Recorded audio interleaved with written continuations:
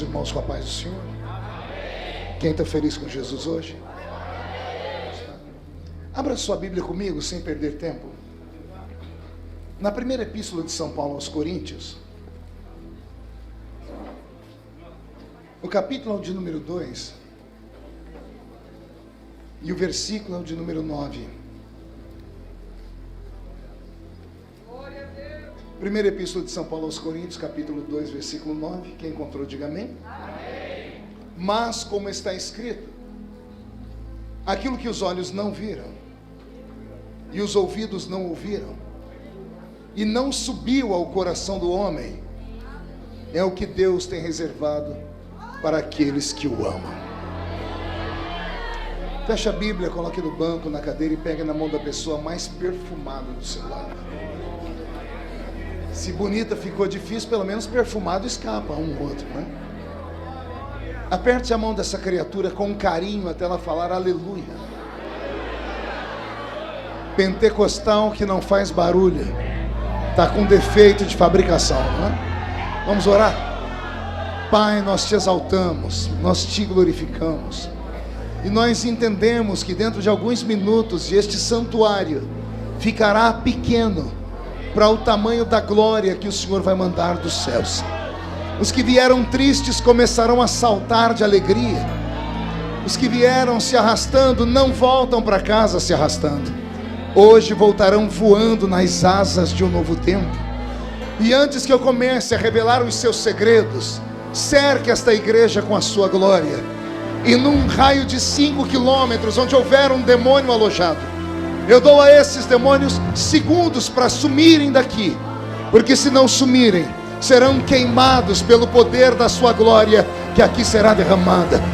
Rasgue os céus sobre esta igreja, manda anjos de fogo descerem aqui, que estes anjos desçam, trazendo brasas de fogo nas mãos, comecem a esparramar estas brasas entre nós, e onde houver um crente cheio do Espírito Santo, pega ele nesta madrugada, Jesus, e mostra o caminho da verdadeira e poderosa adoração.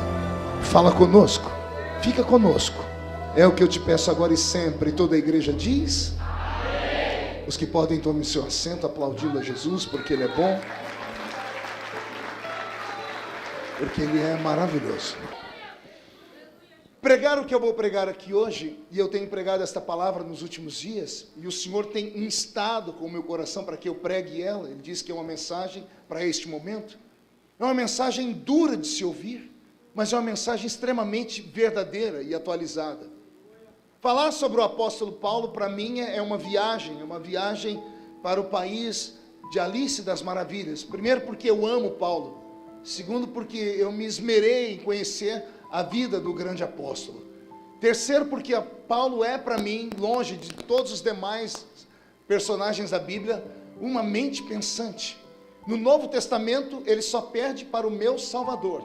Não há nenhum outro que se compare a Paulo em intelecto, em sabedoria, em graça, em espiritualidade. Só que nem todas essas qualidades transformaram ele em um super-homem. Ele também é, de longe, o mais atrevido de todos, e todo ser atrevido acaba contraindo inimizades, e as inimizades dele não se deram apenas com o inferno. Paulo tinha problemas com Pedro, eu não sei se a igreja sabia disso, e espero que ninguém se escandalize aqui. Você consegue imaginar dois homens do quilate de Paulo e Pedro, um dia discutindo sobre a salvação, falando sobre usos e costumes, falando sobre doutrina de igreja. E lá vem Pedro olhando para Paulo, dizendo assim: olha, o que você prega não é nada do que eu prego. E aí vem Paulo e quebra uma própria palavra que ele diz, porque Paulo um dia disse assim: se aparecer um anjo e vier aqui anunciar um outro evangelho para vocês, que seja anátema, maldito. Aí Paulo vai dizer para Pedro, no capítulo 2 da carta aos Gálatas: Pedro, Cefas, Cristo te deu um evangelho e a mim me deu outro. O seu evangelho é o evangelho da circuncisão, o meu é o evangelho da incircuncisão. Para você, Pedro, só é salvo quem tem o prepúcio cortado, como manda a lei judaica, o prepúcio do órgão sexual masculino.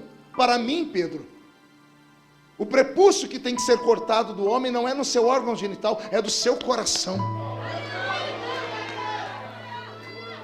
A briga foi tão violenta, Paulo, por causa do Paulo, me deu um branco. A briga foi tão violenta, Paulo, que Paulo disse assim: eu tive que resistir a Pedro na cara a cara, eu tive que botar o dedo no nariz de Pedro e dizer para ele: você sabe muito, mas não sabe tudo. Quando Pedro foi questionar Paulo: e quem foi que te consagrou o apostolado? Paulo contou uma historinha para ele. Pergunte qual? Eu conheço um homem que, se no corpo não sei, se fora do corpo não sei, foi ao terceiro céu e lá ouviu coisas inefáveis que não é lícito a homens como você, Pedro, eu contar. Era Paulo dizendo: quando você e João tiveram a chance de me evangelizar, de me doutrinar, quando vocês puderam me tornar discípulo de vocês, nenhum de vocês aceitaram. Vocês conhecem essa história da Bíblia, né? Vocês sabem que Paulo é o discípulo que vem na contramão, é o 13º apóstolo, é aquele que Jesus levanta sem conversar com ninguém, é aquele que Jesus levanta a revelia da igreja, porque a igreja já estava fundada, o ministério já funcionava, a igreja já tinha pastores, diáconos, presbíteros e evangelistas, a igreja já havia dado ordem para que fosse cuidado dos órfãos e das viúvas, a igreja só consagrava aqueles que o Espírito Santo mandava, e para ser consagrado tinha que falar com o presidente da igreja de Jerusalém, que era Pedro. Aí vem o Espírito Santo, vai na casa de um profeta. Na casa de quem, igreja? Não foi na casa do pastor presidente, foi na casa de um profeta chamado Ananias, e disse: Ananias, anota o endereço que eu vou te dar, rua chamada direita. Chegando lá você vai encontrar um nanico de 1,5 metro, calvo, caolho e manco de uma perna. Esse é o apóstolo Paulo. Você vai derramar sobre ele o azeite, porque eu estou levantando ele para a minha obra. Ananias, desesperado, pega o chifre de azeite, a pastinha de obreiro e a credencial da convenção, põe a mão na porta e quando vai sair, comete um ato falho. Pergunte qual? Ele resolve perguntar para Deus o nome do homem que ele vai consagrar. Senhor, qual é o nome do homem que eu vou consagrar? E Deus fala com alegria: Saulo de Tarso. No original, Saul de Tarshite. Quando Deus diz o nome, Ananias tem quase um infarto. Eu imagino ele abrindo a porta, Marcinho, olhando para fora para ver se ninguém ouviu aquela heresia. Ele fecha a porta, põe o chifre de azeite aqui, a pastinha credencial da convenção aqui, e diz: Senhor, esse aí não é aquele? E o Senhor diz: é aquele. Mas não é o assassino, é um assassino. O perseguidor de crentes é ele. Senhor, mas esse homem não presta. Eu imagino Deus se ajeitando no trono, dizendo assim: eu podia ficar quieto, mas eu vou falar para todo mundo saber dessa conversa. O Ananias, quem manda nessas roças sou eu. Quem levanta homens para o ministério sou eu. E eu vejo que vocês não veem. Vocês enxergam um palmo à frente do nariz, eu enxergo a eternidade. Esse baixinho não presta para você, mas para mim ele é um vaso escolhido.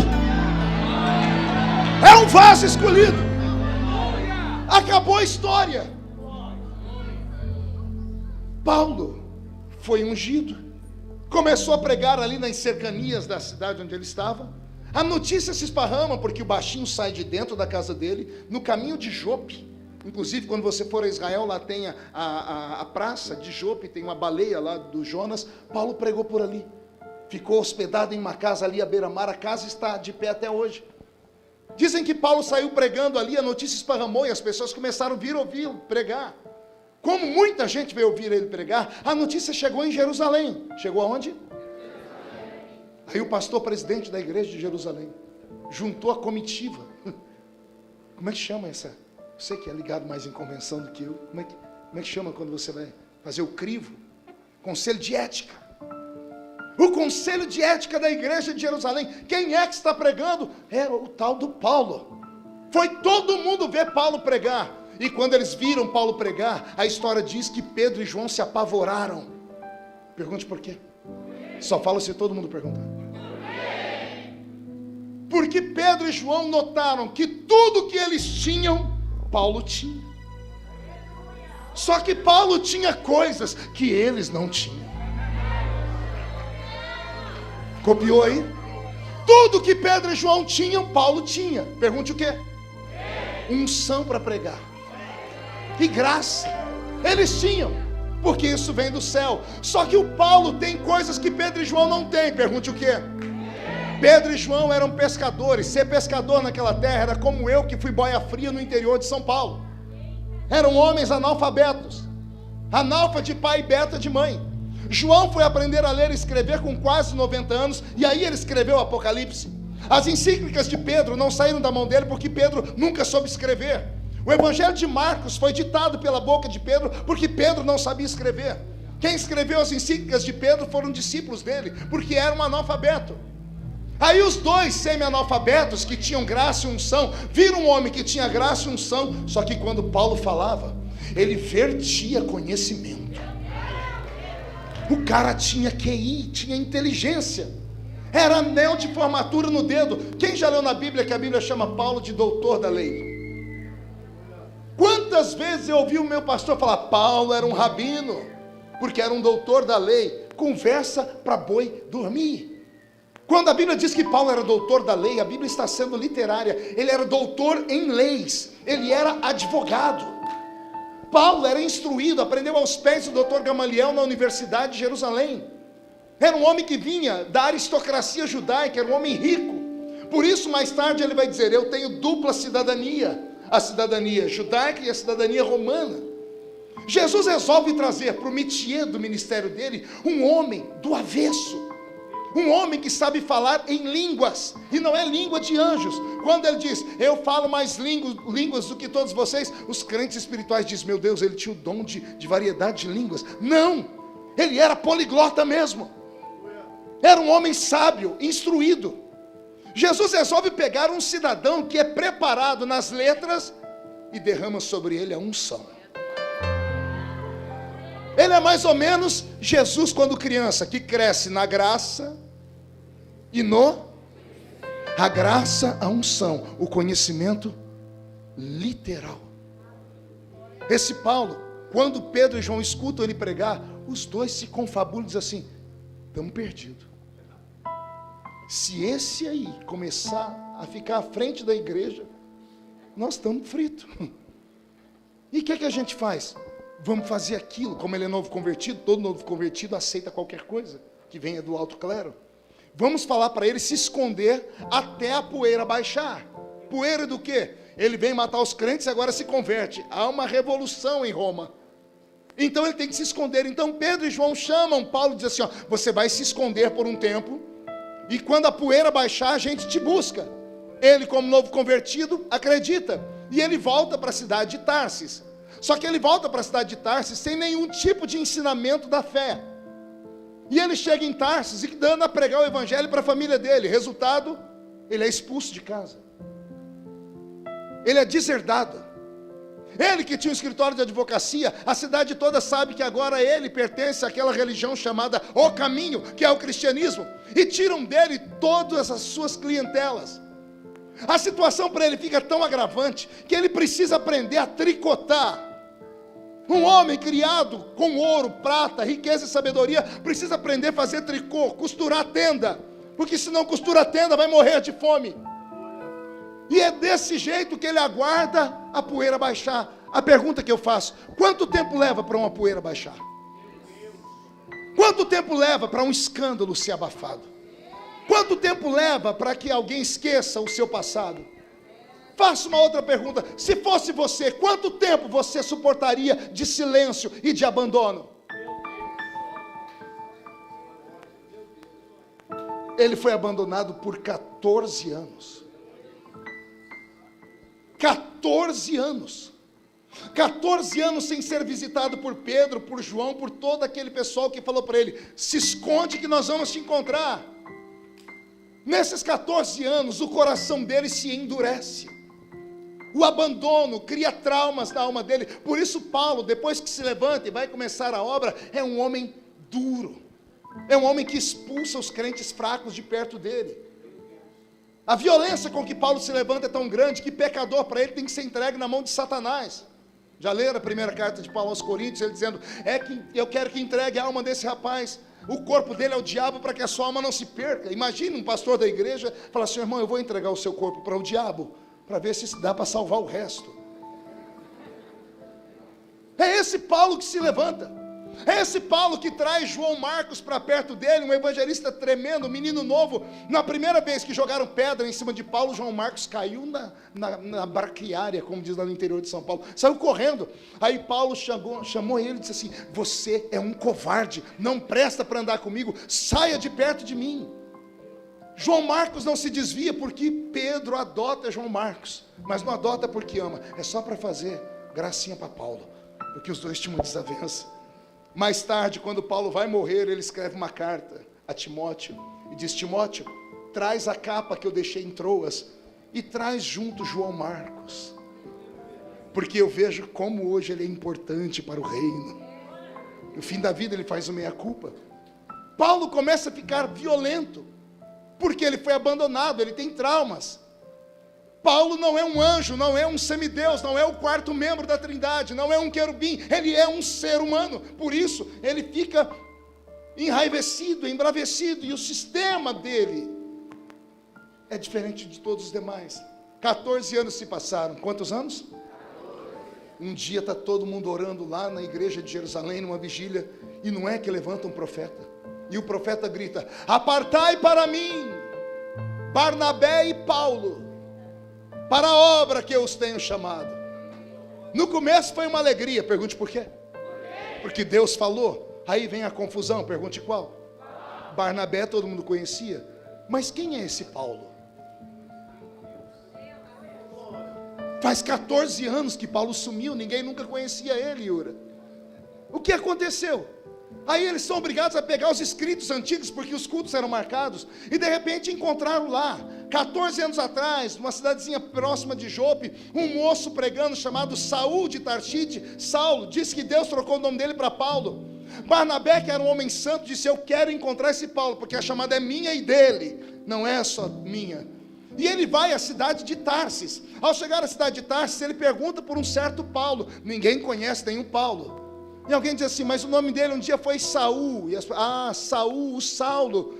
Tem um eremita, um velho, ranzinza, que costura tenda. A história diz que Barnabé entrou dentro da tenda. Paulo nem olhou para ele. Sentado em cima das pernas cruzadas, costurando, diz assim, deixa a sua tenda aí que eu costuro, e o senhor volta para pegar daqui 3 dias e custa tantos denários. Nem olhou, de tanta raiva que ele tinha. Aí ele escuta uma voz dizendo, irmão Paulo, eu estava em uma vigília em Jerusalém, e alguém se lembrou de você. Não foi Pedro, não foi João, não foi a convenção. Quem se lembrou de você foi o Espírito do Senhor Deus.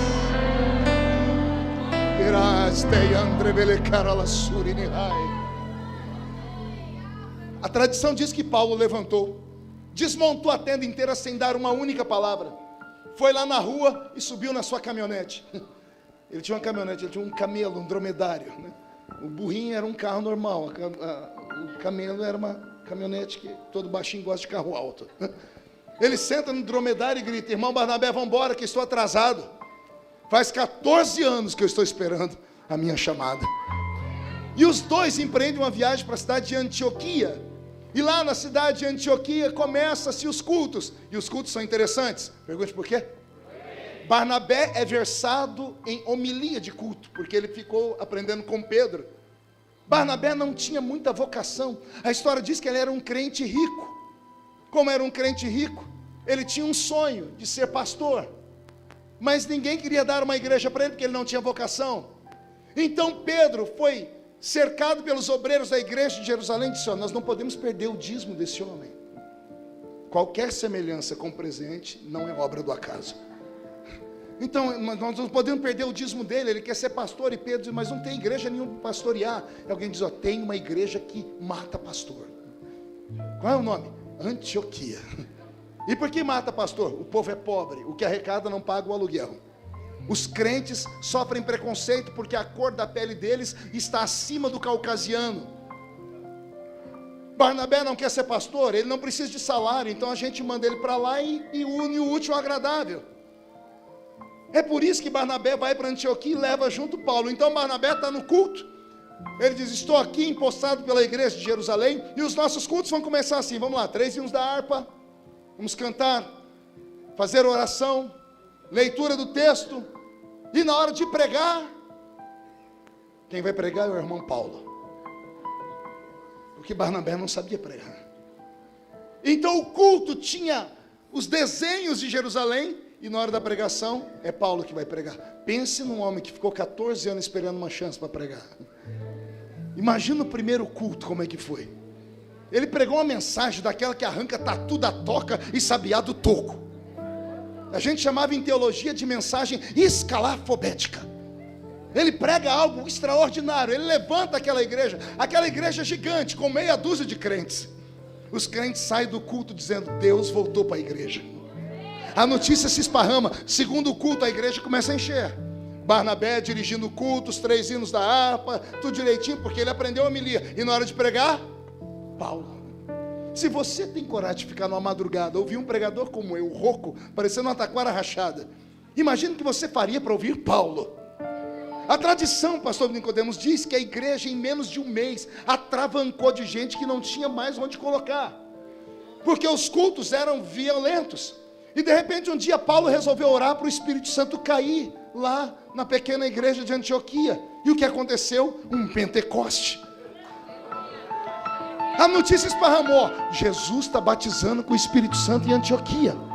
Os crentes começaram a vir das províncias. No segundo culto, no quarto, quinto culto, Paulo está pregando, um irmão levanta em línguas, ele para a pregação e diz: ei, o que é que o senhor acabou de falar? Vamos dizer: eu não sei, falei na língua dos anjos. Paulo se ajeita e diz: eu sei o que você falou. Barnabé, sentado atrás, desespera, diz assim: calma aí, como é que é, irmão Paulo? Deus me deu a interpretação, mas isso não tem em Jerusalém. Aí Paulo diz: mas tem em Antioquia. A tradição diz que Barnabé questionou, diz: mas como? Ele diz: o que eu recebi do Senhor é o que eu ensino para a igreja. E ele interpretou as línguas. Quando a notícia esparrama que tem um que fala em línguas e tem um que interpreta, a igreja começa a faltar espaço. É mais de uma reunião por dia, porque tudo que uma igreja precisa viver é um tempo de avivamento. Eu não sei vocês, mas eu estou cansado de entrar em reuniões que parecem mais aulas de motivação. Eu sei que vivemos um tempo novo em que os pastores têm vergonha de serem chamados de pastores, querem ser chamados de coaches. Eu sei que é uma nova era, é uma nova esfera de pessoas que querem trazer para dentro do púlpito palavras de motivação, palavras de autoajuda. A minha geração é um pouquinho mais antiga, a nossa geração, né, Paulo? Nós nunca saímos de casa para ir no culto buscar autoajuda. A gente entrava no culto para buscar ajuda do alto. Era uma ajuda do alto. Era isso que nós íamos buscar. A notícia esparramou e a igreja entupiu de gente. Foram passando os cultos, um dia Paulo estava inspirado, disse: eu vou orar para Jesus curar os enfermos. Barnabé regalou o olho. Como é que você vai orar, Paulo? Eu vou impor as mãos. E os enfermos vieram para frente, Paulo colocou as mãos e Jesus curou. Aí Barnabé anotou: isso tem em Jerusalém. Porque Jesus disse: porão as mãos sobre os enfermos e os curarão. No próximo culto a notícia esparramou dos doentes. Veio doente de tudo quanto é lugar. Era tanto doente que Paulo não deu conta de orar sozinho. Como ele não deu conta de orar sozinho, porque era muita gente, ele está pregando, ele começou a curar 1, 2, 3, 4, ele viu que o culto não ia acabar nunca, ele tirou um lenço do corpo dele.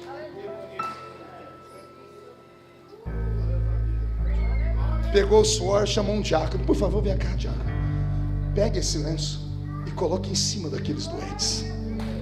E a Bíblia diz que onde o lenço de Paulo pegava, as pessoas eram curadas, os demônios eram expulsos, as enfermidades resistiam. Barnabé ficou apavorado. Pergunte por quê? Porque isso não tem em Jerusalém. Aí ele pergunta: irmão Paulo, de onde é que o senhor arrumou esse negócio de lenço? Aí Paulo diz: o que eu recebi do Senhor. Não existe dom de curar enfermos. Existem dons de curar os enfermos. Na galeria de Coríntios, capítulo 11 e 12, sobre os dons do Espírito, o único dom que aparece no plural é o de curar os enfermos. Não existe um dom de curar, existem dons de curar. Uns recebem a cura por uma oração por telefone, outros com um copo de água, outros através de uma flor, outros através de um lenço. E não me importa como a pessoa é curada, o que me importa é que o nome de Jesus seja glorificado através da cura. Barnabé tem que fazer uma ordem para mandar para Jerusalém contar como é que estão os cultos. Como é que ele conta que tem alguém na igreja dele curando os outros com um pedaço de pano? Começa a criar uma confusão. No culto da frente, os doentes mais esquisitos do mundo antigo vêm para o culto. Pergunta: que tipo? Gente sem perna, gente sem braço. Não estou falando de paralítico, estou falando de anomalias. A tradição diz que um dia Paulo enxergou uma pessoa dessa, e no meio do culto ele foi e colocou a mão no toquinho do braço. E quando ele começou a orar, o braço nasceu, a perna nasceu. Barnabé se apavorou e disse: o que é isso? Ele disse: eu recebi do Senhor. Como se chama isso? Dom de operação de maravilhas. Mas não tem em Jerusalém, mas tem em Antioquia. Tem onde as pessoas acreditam, tem onde existem malucos que buscam. O Senhor Deus se limita a fazer aquilo que o homem acredita. Eu tenho pregado isso há muitos anos. Jesus é na vida do crente aquilo que o crente acredita que ele é. Por que é que na igreja Deus e Amor os irmãos creem em revelação e lá todo mundo revela? Já percebeu isso ou não? Você já viu um crente na Deus e Amor dirigir um carro importado, falar 3 idiomas, usar roupa de grife? Não, porque eles são franciscanos, são extremamente pobres. Mas você já orou com um crente da Deus e Amor? Já tentou? Não, vamos mudar para já tentou orar? Porque você dobra o joelho com um crente da Deus e Amor, ele não levanta mais. Ele ora 1 hora, 2, 3, 4, 5. Quando ele levanta, ele começa a dizer: o Espírito que revela.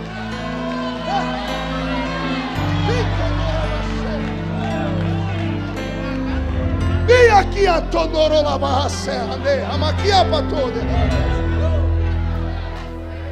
Por que lá Jesus revela? Porque o culto começa assim: o Espírito que revela está aqui. Deus é na vida da igreja aquilo que a igreja acredita que Ele é. Assembleiano, quem conhece um assembleiano aí? Quem conhece um assembleiano batizado com o Espírito Santo? Por quê? Se converteu, senta um maluco do seu lado e diz assim: busca as línguas. Que língua? Eu sentei no culto a primeira vez, um rapaz do meu lado ficou falando um negócio lá. O culto inteiro eu cheguei nele no fim do culto, falei: o Márcio, era Márcio Sestari, meu amigo, a sua mãe tem uma floricultura? Ela disse: não, porque você passou a reunião inteira falando samambaia, samambaia. Que samambaia é essa? Ele abriu aquele sorriso desdentado, ele só tinha 2 dentes na boca. O zagueiro e o atacante falou assim: eu falo na língua dos anjos. Eu falei: você fala no quê? Na língua dos anjos. Você quer ouvir? Eu falei: quero. E ele começou: samambaia, samambaia, samambaia. E eu falei: o que é isso? Ele falou: eu falo direto com Deus. Não precisa de secretária, não precisa de sacerdote. Eu falo aqui, Deus me escuta lá, e de lá Ele responde para cá. E ele olhou para mim e disse: e se você quiser, Ele te dá também. E eu falei: como é que eu faço? Ele disse: jejua, ora e sobe o monte. Sobe o monte, ora e jejua. E eu comecei a jejuar, subir o monte e orar. Em 1 mês eu estava falando a língua dos anjos também. Por quê? Porque nós acreditamos nisso. Aprenda isso nessa madrugada. Deus é na sua vida aquilo que você acredita que Ele é. Em Jerusalém não tinha, porque os crentes de Jerusalém estavam dentro de um sistema engessados. Para eles o evangelho tinha que ser quadradinho, tinha que ser exatamente daquele jeito. Aí aparece no meio do evangelho um louco, e Deus ama loucos. Eu vou falar de novo: Deus é apaixonado por gente biruta. Deus ama louquinhos, esquizofrênicos, gente que falta um parafuso na cabeça. Eu sei que essa linguagem não é para os altos, não é para aqueles que têm o seu anel de formatura formado na Universidade de Harvard. Isso aqui é só para gente que acredita em coisas malucas. Deus deu para Paulo o que não deu para Pedro. E detalhe, Pedro é um analfabeto, Paulo é estudado. Isso prova que é mentira essa história, que Deus não se revela para quem é intelectual. Dizem que Deus só se revela para quem é pobre, lá para o pessoal da periferia. Não, Deus se revela para aquele que tem o coração aberto. Não interessa o sexo, a cor da pele, nem o nível social. Buscou, encontra. Bateu, a porta abre. Pede, que recebe. Recebe.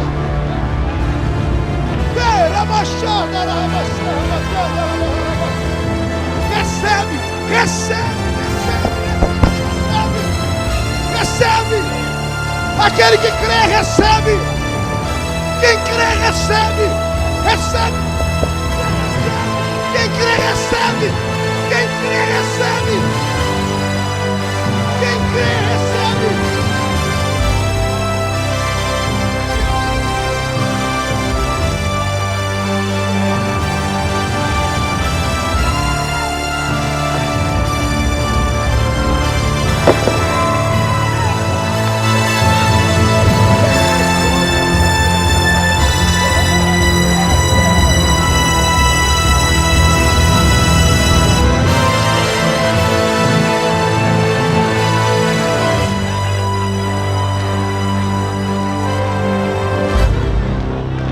Ouça-me. Essas coisas malucas, Deus não pode revelá-las para aqueles que estão acima da média. Essas coisas de doido, Deus só revela para aqueles que não se envergonham de ser doidos. Sente um minutinho.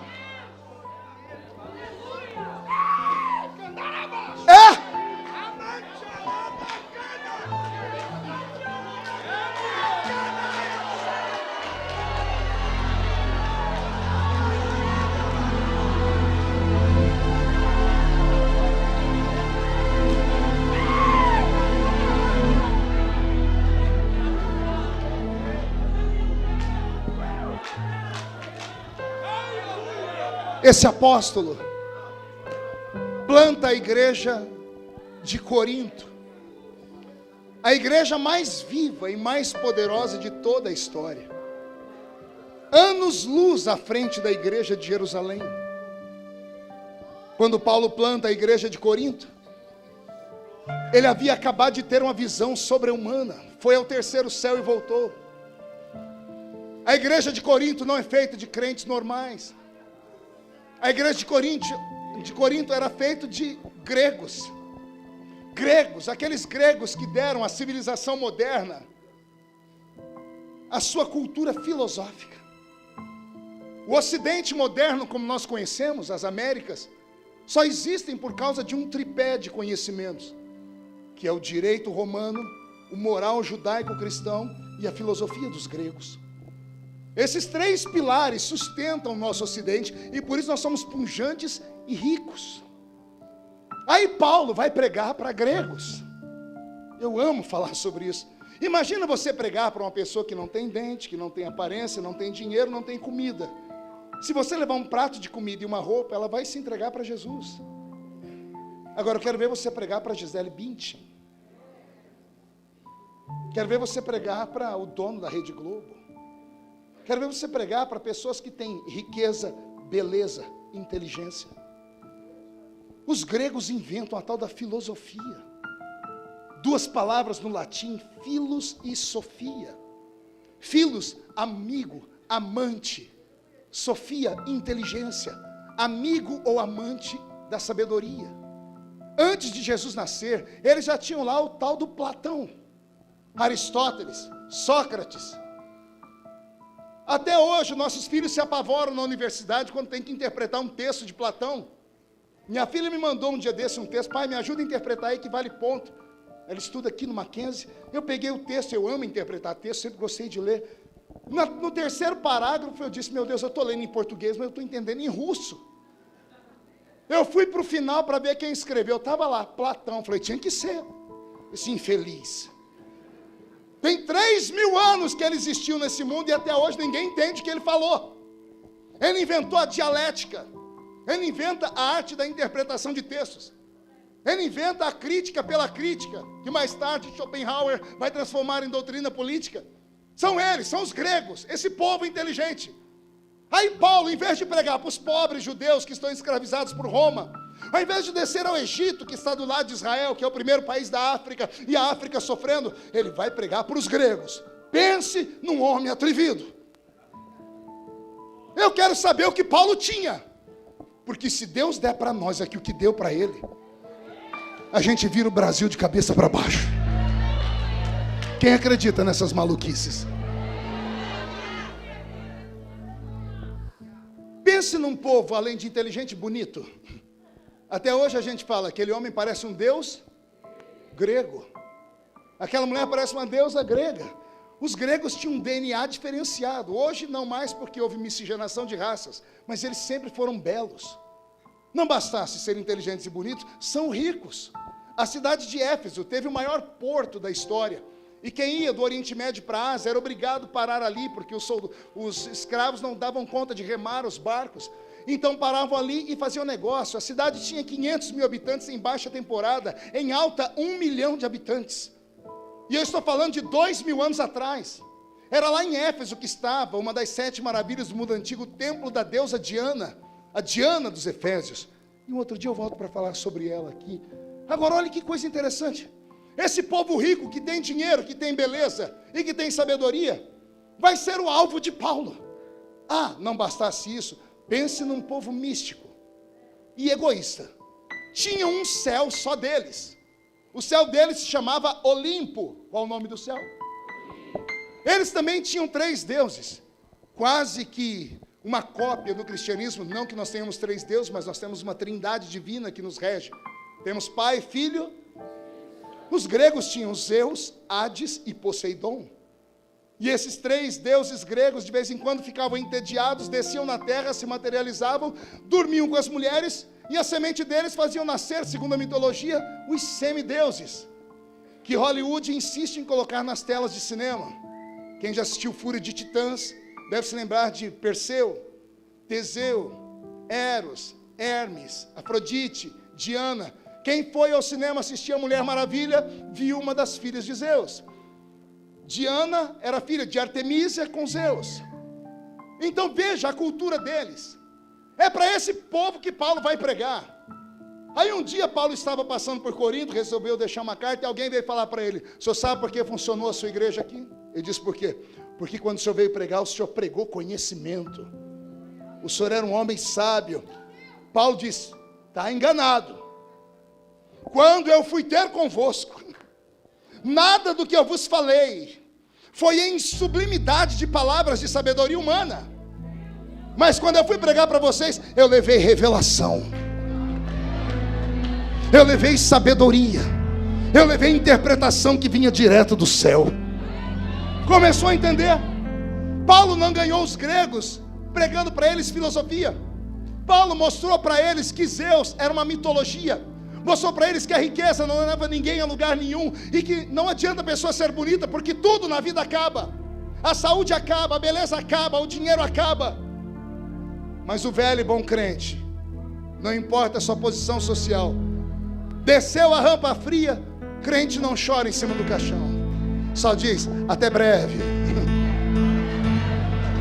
Já já a gente se encontra. Por quê?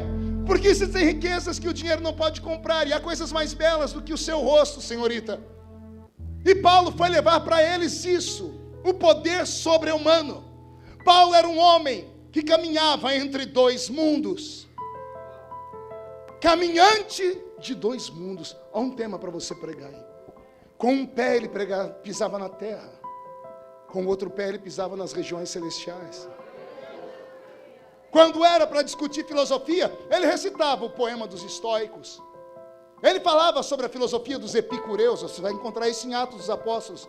Mas quando ele encontrava um crente de oração, Ele dizia: existem coisas além dos olhos.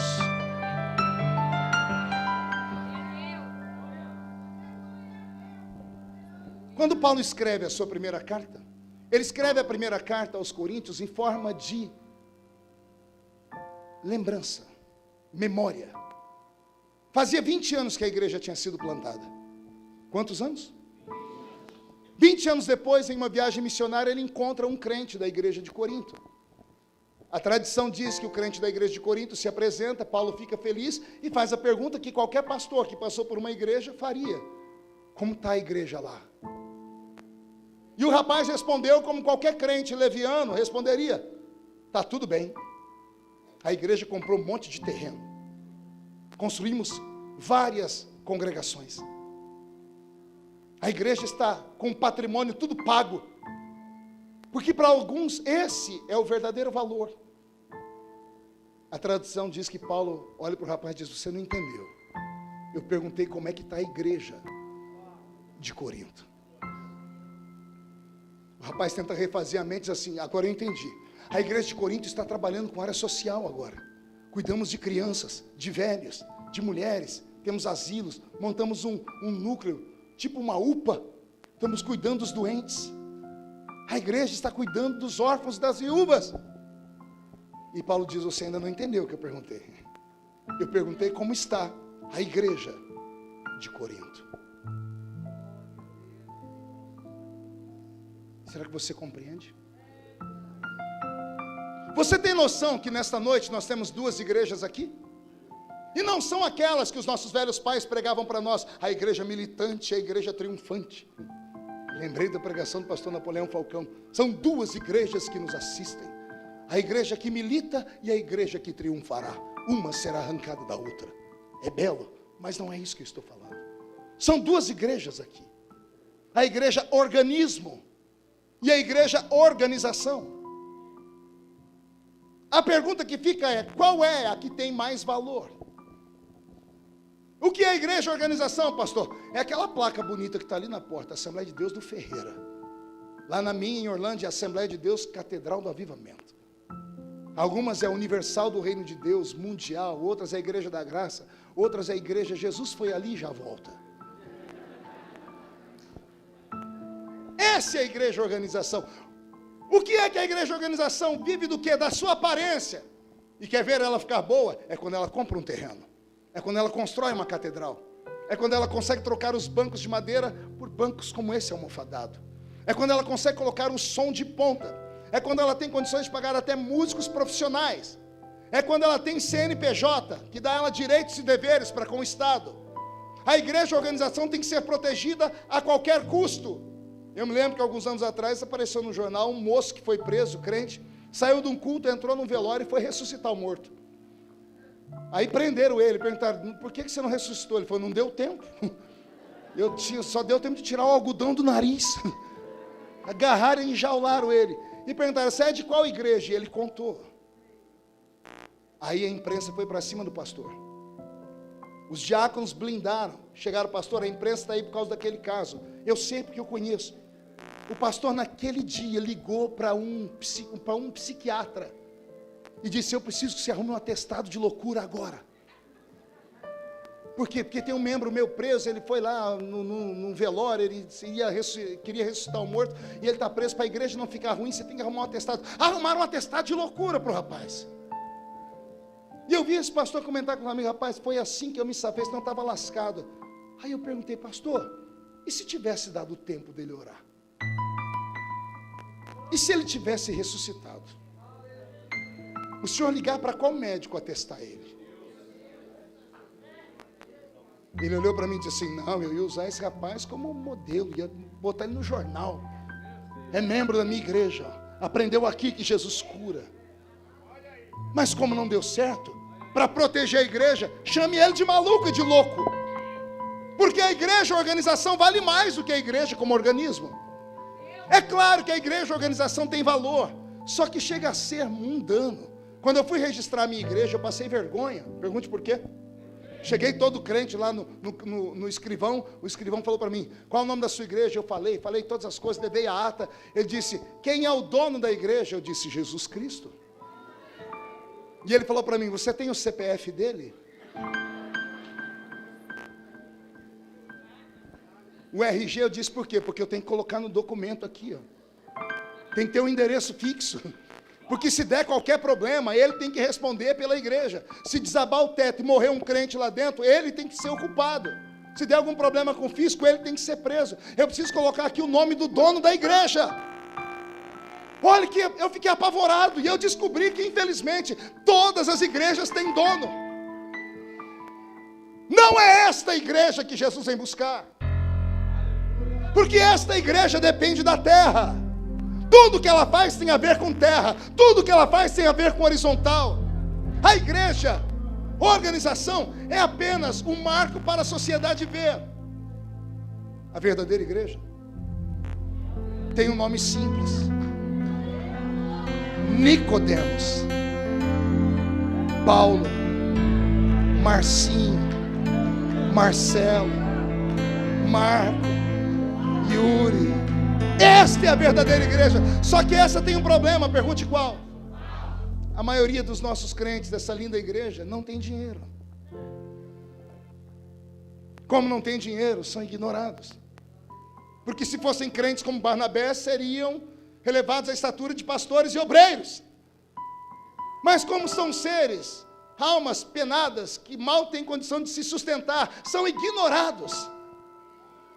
Só que quando a trombeta tocar, o tijolo não sobe, o piso de mármore não sobe, a letra de bronze na porta da igreja não sobe, a luz de LED não sobe, as cadeiras almofadadas não podem subir. Quem sobe é a Maria com 2 dentes na boca, é o João analfa de pai e beta de mãe. Quem sobe é a igreja comprada pelo sangue de Jesus Cristo, o eterno Salvador.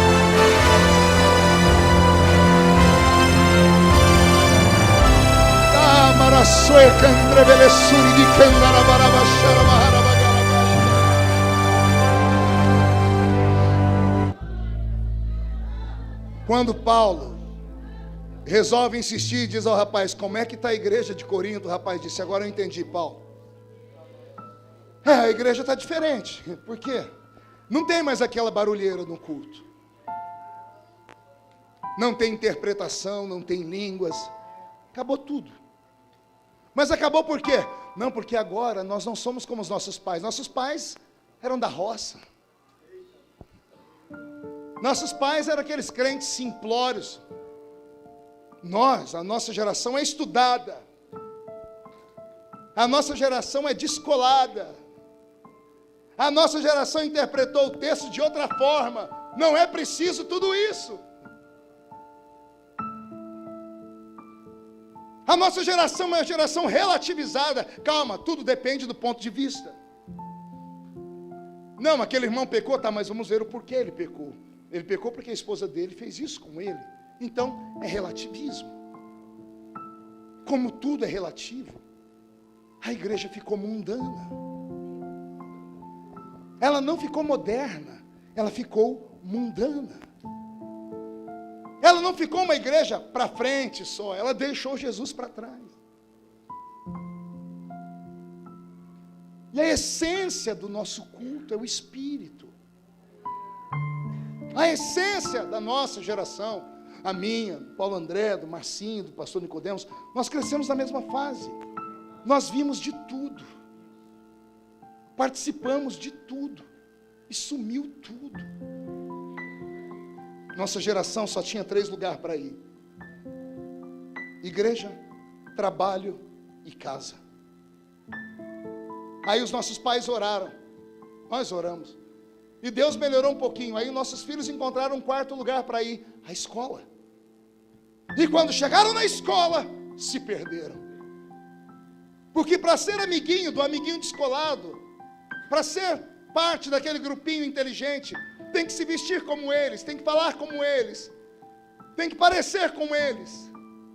O pai e a mãe não estão vendo, então meu pai e minha mãe são da idade da pedra, eu posso fazer o que eu quiser.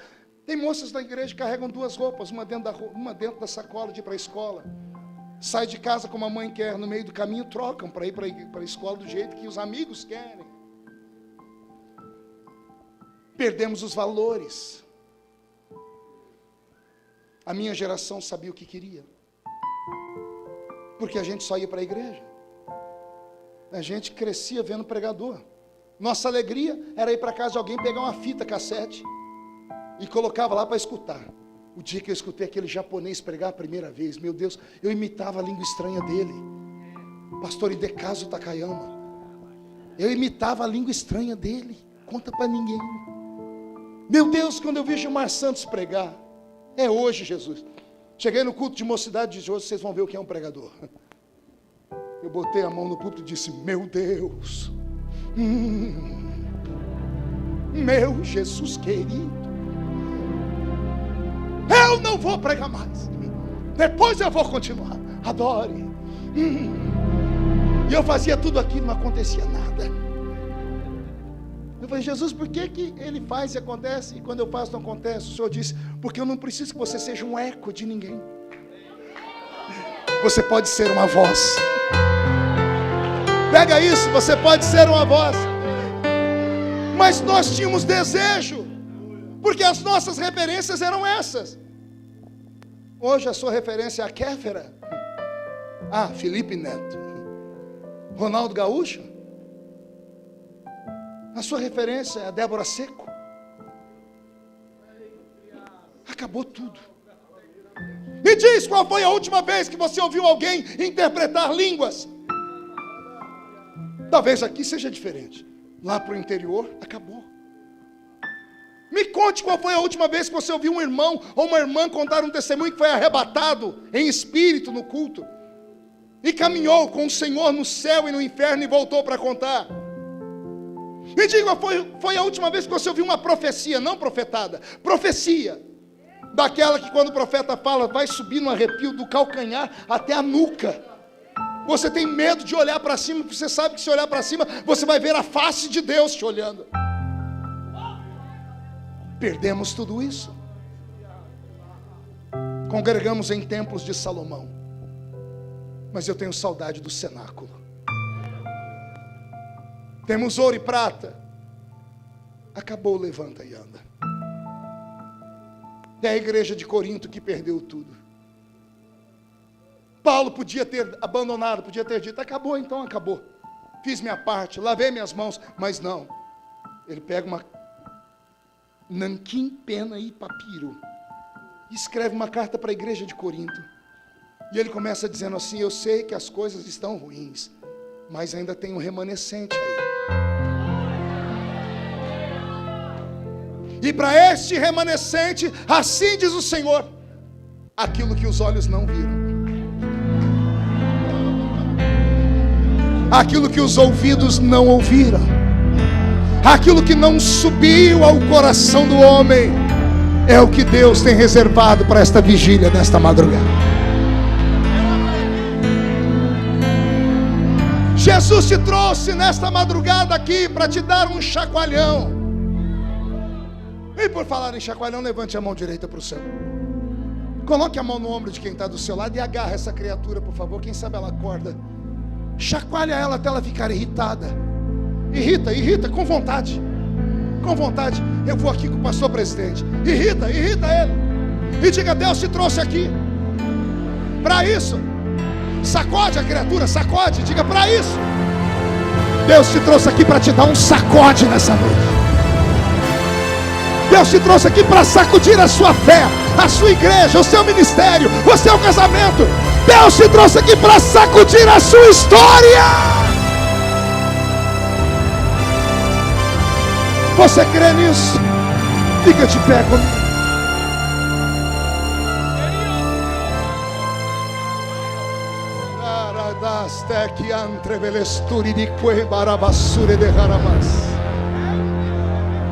O céu está aqui. O céu desceu aqui. Pegue na mão de quem está do seu lado. Nós não precisamos de uma receita nova. É só usar os ingredientes antigos. É só orar o velho e sempre moderno Pai Nosso. Porque no Pai Nosso estão as 3 maiores necessidades de um ser humano: pão, perdão e livramento. Quem sabe se chamarmos Ele de Pai hoje, Ele resolve, como um pai que vem de viagem, trazer um presente novo para os filhos. Feche os seus olhos. Pai Nosso nos céus, santo é o teu nome, teu reino buscamos, tua vontade seja feita na terra como é no céu. Deixa o céu descer na terra como é. Canta. No céu. Pede. Deixa o céu descer. Solte a mão do seu irmão e pede. Deixa o céu descer. Pede o céu. Deixa o céu descer. Deixa o céu descer.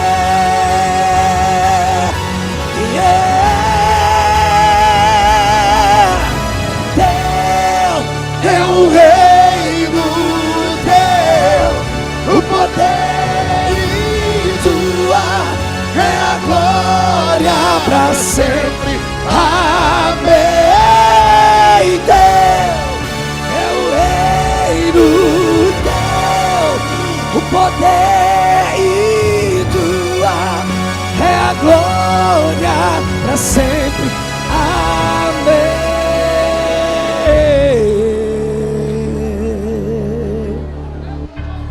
Em nome de Jesus Cristo, onde houver um homem e uma mulher que compreenderam a urgência desta palavra, que o Deus que levantou Paulo atravesse os céus que nos separam e desça em corpo presente aqui na Assembleia de Deus, Ministério Ferreira. Que o Senhor comece a caminhar entre estes castiçais que aqui estão, e onde houver um homem e uma mulher que tem uma vocação divina, uma chamada divina, que sejam tocados pelo poder do Eterno, que caia sobre nós a sua glória.